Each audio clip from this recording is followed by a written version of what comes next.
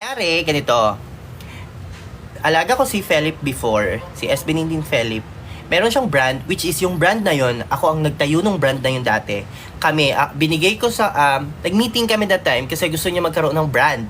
So ngayon, yung brand na yon, which is, isa ako sa tumulong talaga, isa ako sa nag-build talaga ng brand na yon. Pero totally, si Philip yung may-ari talaga. So ngayon, business partner kami dati doon. Ngayon, umalis ako dun sa na yon, yung business na yon. So, umalis ako kasi mas focus ako sa styling.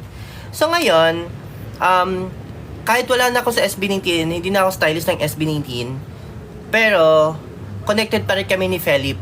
So, binibigyan niya ako ng mga supply, binibigyan niya ako ng mga damit ng Superior, and then also, nitong latest na release niya, mga latest ba yun or pang ilang produce na ata? Latest, binibigyan niya ako. So ngayon, ang sabi ko, bibigay ko sa mga alaga ko.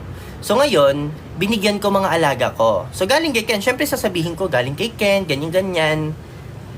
Yun. Kaya na merong hoodie si Fiang. Sabi ko, bigay ni Ken. Syempre, sasabihin ko gano'n, alam sabihin ko, bigay ko. Bigay naman talaga ni Ken yun. Pero hindi totally kilala ni Ken, si Fiang. Hindi ko alam kung napapanood niya. Okay? Si Fiang nga nagulat ngayon, hindi ko nga kilala si Ken. Si Philip, hindi ko kilala. Pero alam ko, SB19 siya. Hindi niya kilala totally.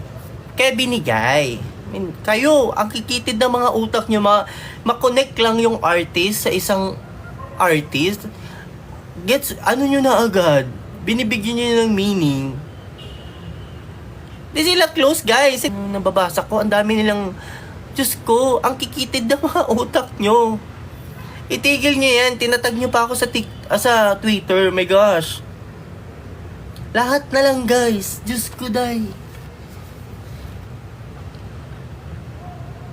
Hindi, in-explain ko lang yan, guys, ha. Kasi baka, alam mo yun, ibig deal ng malala nila. I mean, di ba, kawawa naman yung mga taong tahimik. I mean, dadamay-damay nyo pa?